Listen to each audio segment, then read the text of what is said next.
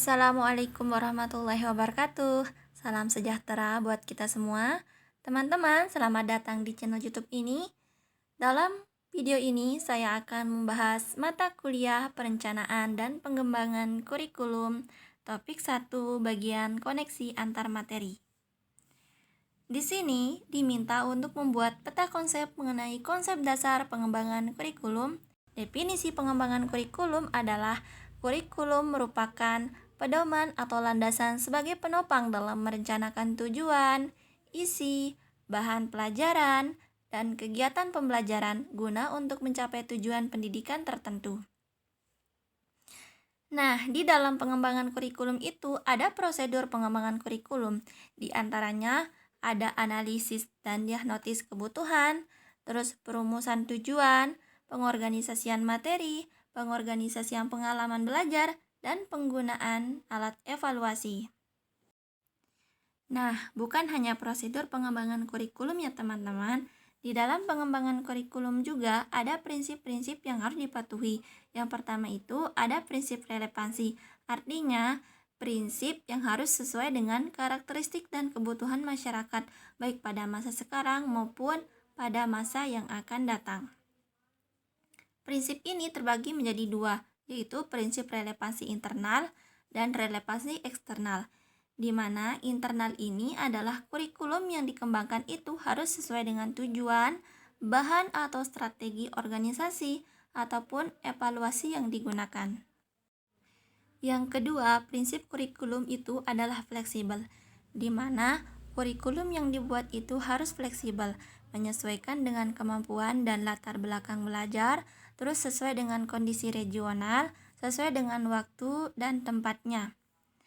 Dan prinsip yang ketiga adalah prinsip kontinu, di mana pengembangan kurikulum itu harus berkelanjutan atau berhubungan dengan kurikulum lanjutan. Misalnya, kurikulum sekolah dasar itu nantinya akan berkelanjutan lagi dengan kurikulum ke jenjang yang lebih tinggi, misalnya kurikulum di SMP, madrasah, dan lain sebagainya, bahkan ke SMA.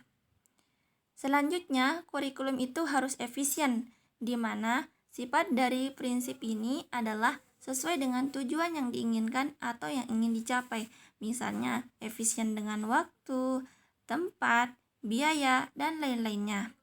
Nah, ketika prinsip itu efisien, bisa terlaksana dengan baik, maka prinsip itu akan efektif. Efektif ini maksudnya adalah sejauh mana rancangan program pembelajaran itu telah tercapai, dan dalam prinsip efektif ini kita kembali lagi ke tujuan dari kurikulum. Selanjutnya, di dalam pengembangan kurikulum itu tersusun oleh komponen-komponen kurikulum, yang dimana komponen ini terdiri dari tujuan, isi, strategi, dan evaluasi. Di antara komponen-komponen ini tentu saling berkaitan di dalam kurikulum. Jika salah satu komponen tidak ada, maka tidak dapat dikatakan sebagai kurikulum. Pada komponen tujuan terdiri dari tujuan nasional, tujuan institusional, tujuan kurikuler, dan tujuan instruksional. Nah, pada tujuan pendidikan nasional, tujuan kurikulum harus mengacu pada Undang-Undang Nomor 20 tentang Sistem Pendidikan Nasional tahun 2003. Untuk tujuan institusional merupakan tujuan lembaga yang berkaitan dengan visi misi yang tercantum di dalam kurikulum. Selanjutnya, tujuan kurikuler merupakan tujuan masing-masing bidang studi atau mata pelajaran, sedangkan tujuan instruksional merupakan pencapaian pembelajaran berdasarkan pengalaman belajar siswa. Selanjutnya teman-teman, kita lanjut kepada komponen-komponen kurikulum. Komponen selanjutnya yaitu komponen isi. Maksudnya adalah dalam kurikulum berkaitan dengan materi pelajaran serta pengaturannya, menyesuaikan dengan tujuan pelajaran dan beban belajar siswa. Sedangkan pada komponen strategi, pola umum pembelajaran yang harus dilakukan oleh guru dan siswa untuk mencapai tujuan pembelajaran. Pemilihan strategi tentu harus disesuaikan dengan tujuan dari kurikulum itu sendiri dan perkembangan paradigma pembelajaran. Dan yang terakhir adalah komponen evaluasi.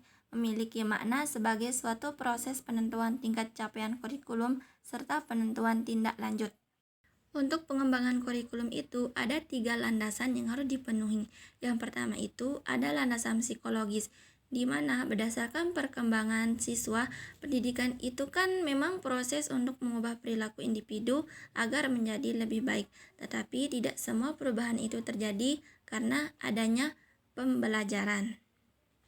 Implementasi dari landasan psikologis ini terhadap pemahaman kurikulum adalah setiap anak itu diberi kesempatan untuk berkembang sesuai bakat, minat, dan kebutuhannya sendiri. Dan implementasi selanjutnya, di samping menyediakan pembelajaran yang sifatnya umum yang wajib dipelajari di sekolah, perlu juga disediakan pelajaran pilihan, sesuai dengan minat dan bakat anak tersebut. Dan yang terakhir, yaitu selalu menyediakan kurikulum dengan bahan ajar yang bersifat kejuruan. Diharapkan juga menyediakan bahan yang bersifat akademik bagi anak yang berbakat di bidang akademik, diberi kesempatan untuk melanjutkan studi ke jenjang pendidikan berikutnya. Dan selanjutnya kurikulum itu memuat tujuan-tujuan yang mengandung pengetahuan, nilai, sikap, dan keterampilan yang menggambarkan keseluruhan pribadi yang utuh dari lahir dan batinnya. Landasan yang kedua yaitu landasan sosiologis, di mana landasan ini adalah hubungan kurikulum dengan masyarakat. Pendidikan itu kan bukan hanya untuk pendidikan semata, namun memberikan bekal pengetahuan keterampilan serta nilai-nilai untuk hidup bekerja dan mencapai perkembangan lebih lanjut di masyarakat. Peserta didik itu berasal dari masyarakat, mendapatkan pendidikan baik formal maupun informal dalam lingkungan masyarakat dan diarahkan lagi untuk kehidupan masyarakatnya pula. Landasan yang terakhir adalah landasan historis.